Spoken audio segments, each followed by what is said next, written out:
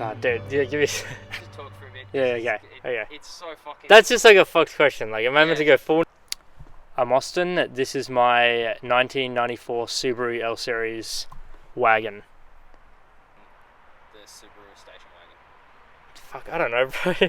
86, 87 maybe. Something like that. Yeah, I know around. Around $18,000 wouldn't buy much of a family wagon. Yet here's a wagon for around $18,000, and it's fully imported. It's roomy, comfortable, has a generous warranty, and it's four-wheel drive. So it'll go places other family wagons won't.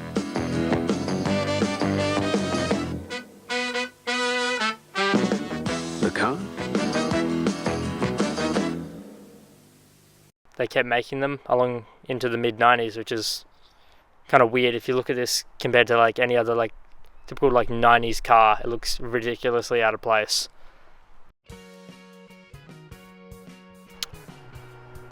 I think the first like super conscious like thing to do with Subarus was probably like my brother's Outback.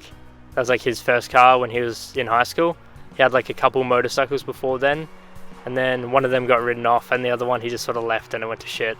So then he realized he needed a car, and when you're sort of at that age, I guess, like station wagon is like the most practical, like affordable thing. He got the Outback, that I think the mid-90s one. It was like that red with like that kind of wood interior. And probably, I'm assuming that's why you like got a Subaru as your first car. Yeah, a bit of a factor as well, but it's also like I guess the same reasons he bought his. Because yeah, I went to Urbray, so everyone was sort of in a rush to buy like the shittest, cheapest four-wheel drive they could. And I like that sort of stuff, but I wanted something that I'd be able to afford without having to buy a car with over like 300 or 400,000 Ks on it, that I could daily and it wouldn't be crazy expensive to just keep and run.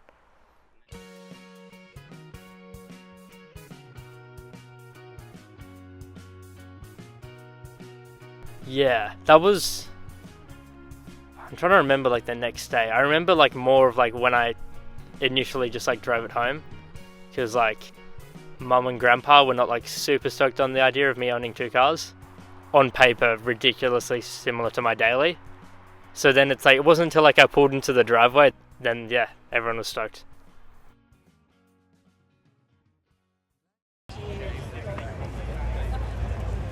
So, someone's made the trek from Victoria.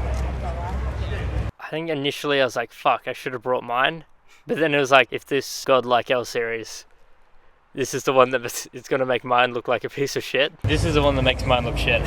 When I was there, I saw like so many people pay attention to the Brumby and then completely disregard that as well. Just kind of weird, I guess. Wagons do tend to fly under the radar.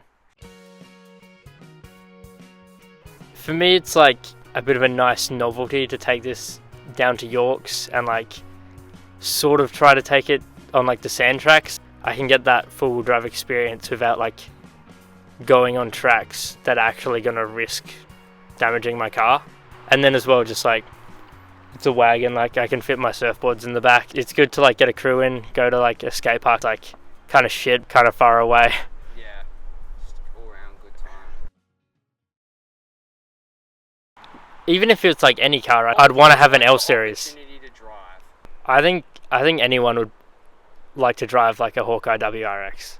Any WRX, like the first gen one's really sick as well.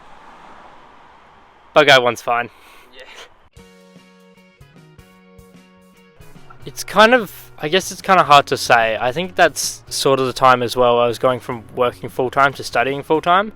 But, I don't know, it's still like, I don't think I always go back and forth about selling the Outback. Because I was never like actually super serious about like buying a second car. I just kept looking until I found one that would have been kind of stupid not to buy, I guess. You were looking at R31 wagons and L-Series wagons. Yeah, like both of those are two, like, both cars are sick, most of them are fucked. Like, I wasn't ever going to consider like getting either unless it was just like a fucking bit of a unicorn, I guess. Yeah. Most examples are bad and good examples are generally price bashed. Yeah. Yeah, it is sort of weird. I sort of use like the Brumby market as like a bit of foresight, I guess. They fit a very similar market. And I think at the moment the Brumby just has more known stees just because of the novelty of like small, tiny Subaru Ute. Wagons are sort of Subaru's thing. If you say like Subaru wagon, it's like a billion cars, yeah. The Outback, the Forester, like... Yeah. If you say Subaru Ute, they either don't know what the fuck you're talking about, or they're like, oh, Brumby, that's sick. Yeah, fair. Did you have fun doing that? Yeah, no, that was sick. It's like very rare to find a project that is something I sort of align with. You design something the best you can to what either the client's market is or what they're after, but it's like rare to sort of be given that sort of brief of something that you're the target market of.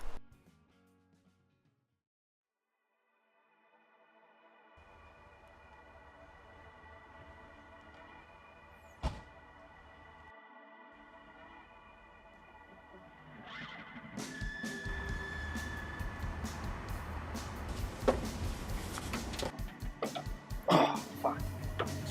Alright. What do we have under here?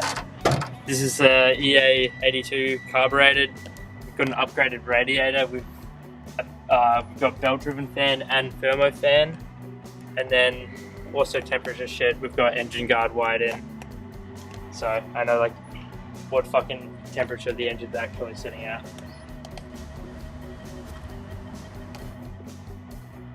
Just a bit about the roof racks. I originally came with like a new fucking shitty Super Tube Auto like cage for up top. I took that off and I moved the racks, slammed them to like the back, just because I sort of thought that was like 80s wagon kind of steers. And then I discovered the first time I took to Yorks, can't actually have my surfboard on there and open the boot all the way. I still think it looks kind of nicer with them further back. But Yeah. Not as practical. Less practical, definitely. Cool. So this is the interior. So it's pretty bare bones, apart from the engine guard and a radio with aux. But you can see no rev gauge. It doesn't have power steering. I don't know if I mentioned that before. So it's like super, feels good to drive. Feels like you're like really driving. 5-speed manual. Feel the inputs. Yeah. And then like, funny thing about this, like the Outback, that doesn't have aux or Bluetooth either, because it's like early 2000s. It's like just before they put that shit in. So this car is the only one I can connect my phone to. Yeah. But kind of like the sickest thing about these old wagons, we got dual range 4-wheel drive, which is kind of sick. So at the moment, and when I'm driving around, it's just front wheel drive, chucking in 4-wheel drive, and then we have low range, which is fucking sick. That helps out a lot on sand. What do we got in the glove box? Alright, we got globes, we have a bunch of film negatives. I think some of these are of your car. These are the ones of your car, maybe. Possibly. Have you been looking for your AirPods, or were you aware that they're in there? Like right down the back is your AirPods. They've been missing for like a few months. That's a good I've been using the today. fucking like the 2012 wired Apple ones. So got Dude, like the one place I wouldn't check the fucking second car.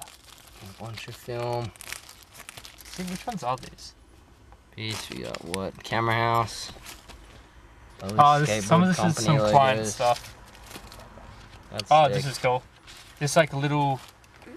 This book was kind of ridiculously priced. This was like $50, and it's just like, it's really cool. And they have like a bunch of them, and I'd love to get like the full collection. But then it's like I'm spending hundreds of dollars on like barely a book. Like they're sick, but. Yo. Driver's position, what do we got? What do we got? We got electric mirrors. We got the rear wiper. We got aircon that works some of the time. And we got my nitrous oxide. That's what I use when we're on the sand. It really gets the car going. And then yeah, apart from that, super bare bones. It's got like the same sort of high-end window system as the new 79 series, which is pretty cool. See, Yeah, like big money for those. over there's one. What are the best wheels for the Subaru L-Series? Sunnies, of course. Got my tow bar. Haven't towed anything with it yet, but we might try and get the boat out with this one. Hope so. Yeah. And I have a stainless steel exhaust that I got put on from the Cat back. That was like one of the few things I need to get done. There's just ridiculous amount of holes in the muffler.